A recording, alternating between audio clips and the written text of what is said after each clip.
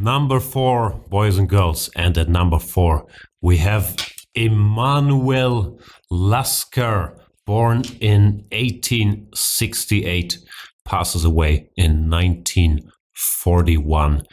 And Lasker keeps the world champion title for 27 years, which is quite some years. Peter, where do we stand on Lasker? Yeah, I think you point out that he has a longevity as the best player in the world and the world champion. That's just breaks all the charts, right?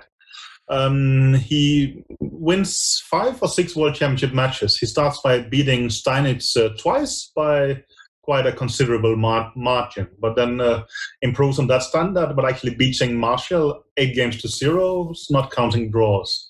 Taras 8-3. And then comes the match with Slektor. That's actually, I think it's only a 10-game match, and it ends with 1 win each. But Lasker wins the last game, and it's somewhat unclear if Lasker needed to, or if Slektor needed to win it in order for the match rules dictating that he had to win by 2.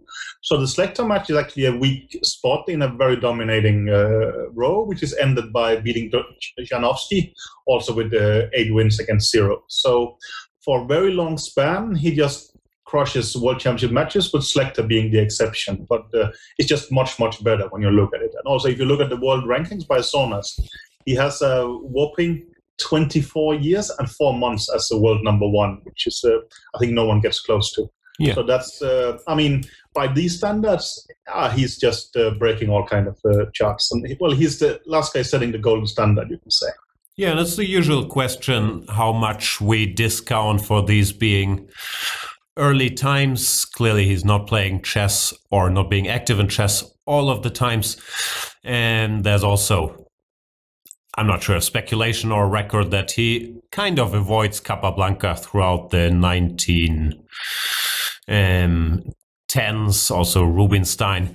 I don't know enough as usual. It was a different time where I think the challenger also had to raise the money in order to challenge the champion, which was always tricky. And there were all kinds of negotiations about terms with Capablanca and so on and so forth. But overall, there's politics involved with so many of these guys. And even if we say for 10 of these years, maybe he wasn't the strongest in the world or not the obviously strongest, his record is still very impressive. He has some, even if we discount 10 years, which is probably too much, right? Then there is still 14 years left. And I think also, some of these years he was probably inactive. Actually, he has recently some very interesting books has been made about Lasker, and it explains also that he was an elite bridge player and actually used to play bridge at some point in order to feed himself, because chess wasn't as lucrative at the time. He also was a Go player, which was sort of a bit of a pioneer in Europe, but got considerably weak there. But in bridge, he was close to world elite, and he wrote numerous books, and was also actually involved in game theory before there was this huge breakthrough some years later and such. So he was, incredibly gifted and very intellectually interested in a way. But I know Go and bridge and so on are all pluses in your book, but I'm not sure we can count them for these rankings. Still, not exactly. I'm just actually pointing to that he took some kind of break, and that these 4 years, 4 months as the world best player, he might have been inactive some of it, but it's just such a long period that he was still, even if you discount a bit, he's still one of the best there. And I agree with you that his time is probably just before we start to see a lot of competition. But still, it is, quite stronger than if you go 100 years back in a sense, right? There is actually a lot of activity happening, and he has to, Marshall, Taras, Steinitz, it's kind of serious names, right? He has to play. My argument is mainly that, I'm sure I've called 10 other guys the first modern player throughout this series. But to me, Lasker, I think he's getting a bit shortchanged there by history, that he has this reputation as a psychological player and so on. I think he's just a proper all-around incredibly good player. Yeah. I think it's partly also because the two of us, we look a bit down maybe on the psychological aspect in a way, right? I think it's And, just not a fair representation. no, Like, he's but, smart about doing stuff, he's but just very strong. yeah. But he cares a lot about psychology, and he writes about it. And now I'll return to the game of bridge again, but he has a chapter where he sort of debates psychology and bridge.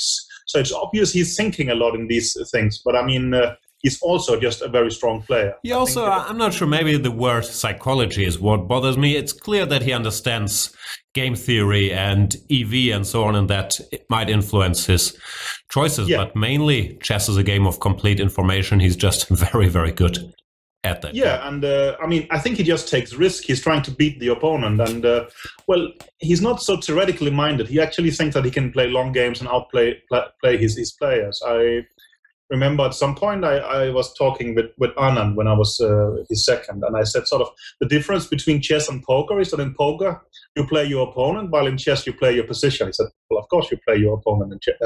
You play the person as well. So I think it's just a matter of perspective, and Lasker was very much understanding what his opponent could do and could not do, and tried to exploit that in order to win a game of chess. But I agree with you. He's a shockingly strong player, and I have heavily underestimated him. I'll have to. Yeah, that's the narrative I grew up with. Didn't add up when I started looking at his games. I thought, this guy is insanely good. And it was a bit of a surprise, because you would think, oh, he makes some weird moves trying to unbalance whoever, Tarash something, but no, he's just just very, very strong. And yeah, Kramnik called him, I don't know, the first all-round player or something. And I agree with that. We sort of, also his career is so long that we have decided only to sum up his world championship wins, because he plays so much. Obviously, he wins everything at some point and so on, right? So, but let's have a look at a game of his chess, right? No, of course, we should briefly bring up the question, where do you rank him? Like, by longevity, you could make the number one case. I think it's fair to discount a little bit because of the times and the level of activity and maybe not always playing the strongest challenger. But he is a giant, and I think you can justify having him ahead of Alyechin and Karpov, who are obviously also giants, but it's lofty territory. But I think he's one of the greats. Maybe he was not more dominant towards his peers than Alyechin, but he was it for a longer time, right? And in that sense, and well, as Karpov, we debated, Karpov lost to someone. Of course, Lasker also loses to Capablanca, but that's in his 50s. It's very late in his career, and I think he needs money, these kind of things, right? So, of course, you could argue he also only beats Steinitz when Steinitz is quite old, but but I would more see these things as outliers. That it's sort of all the people between Steinitz and Capablanca he basically controls, and is just clearly the strongest player, which is for a considerable amount of time. But no, I agree with you. If we looked at pure numbers, we would have him higher. But we think they have bigger competition. They have a greater dominance in some way. Those the three we will have ahead of Capablanca. So. Anyway, let's check one of Mr. Lasker's games. It's not from a World Championship match. It's not such a sporting relevant moment, but it goes to show, I think, what a strong and in some ways modern player he was. This is in 1904. Lasker is white against William Napier. Gold Dragon, H3, G4, maybe not the most topical line, but we've seen all kinds of H3, G4s in. Yeah, Otsnoy would start doing this with reverse color much, much later and such, right? It's castles, G5, knight to E8. I'm not sure if you could make a case for knight H5. Can't claim I'm an expert on this, but G4, G5, H4, obviously a theme we're used to in all kinds of situations. Knight C7, maybe a bit slow, preparing D5. F4, E5, knight E2, D5, which also looks modern by Napier in a way. No, you're being attacked on the flank, you counter in the center, or maybe. I was about to say that before D5, well, it just looks like, it could be a normal game where the world champion trashes a weaker player. But the next phase becomes completely modern in the sense that now chaos just reigns, and Lasker, well, he operates in chaos extremely well. Yeah. ED knight d4, this was the point. It's actually a very serious counter. Knight takes d4, knight takes d5. And if takes, Knight takes, pawn takes d4, bishop d4, queen d5. There is all kinds of stuff hanging. So Napier makes it a mess, but Lasker shows his skill basically with the next sequence. He goes knight to f5, which is nice, covering this. It's not the end of the story. Knight c3, takes, knight e7 check, king h8. King f8, bishop c5, right? Yeah, king f8 doesn't work because of this. But after king h8, the situation is still unclear. If you take on c3, I think e takes f4. Then this is under attack. You take and rook e8, right? Rook e8 is there. So it's still very much a mess. And I really enjoyed the next move because it feels so modern. I'm not even sure. I don't even know if it is the best move, but I think it was also a strong move. He goes h5. Who needs all these pieces? Let's threaten h6 or hg. Napier goes rook to e8, and he goes bishop to c5, defending this, which, yeah, it's all very complex move-by-move stuff. It's not, let's beat this patzer with my greater understanding. He's just... No, but it looks like any modern calculator. You could mention Morozevich 10 years ago, but nowadays you can mention most because we are used to operating in this kind of chaos because we have computers, right? But yeah, but if you told me this was, I don't know, Nepomniachtchi or Caruana on the white side, I wouldn't be overly surprised. Not at all, no. And also, well, it sort of hangs by a thread, right? There's no heavy logic involved. It's just pure, what do you call calculation or pure... yeah. Also, we should mention we have no clue what's going on, but that also speaks about how good Lasker was in 1904, no? Because he does. Yeah. GH, bishop c4, developing more pieces, still ignoring this bait.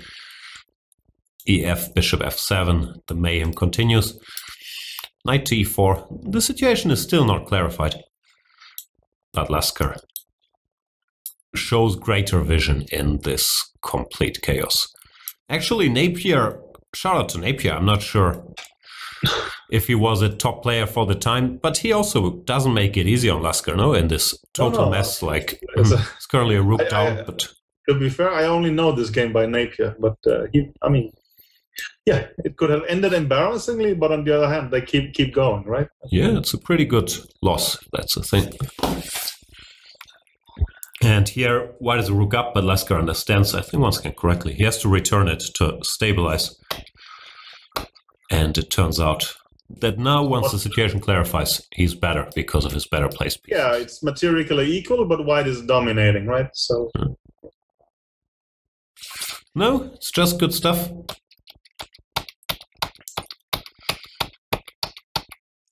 And once again, material remains almost equal, but Lasker takes complete control and wins this game. It does deserve deeper analysis than we're doing here in this format, so by all means, look it up. It's been well chronicled. Oh, but Lasker is it's a pleasant surprise to look at his games, right? Well, many are when you dig into it. Lasker, but also we're debating if he should be higher than fourth. I think for many it's a surprise that he is number 4, but I think that we have very little doubt about that he actually deserves. No, as usual, it's many factors to juggle, but yeah, I think he was tremendously good for his times. Very much so. Thanks for watching this video.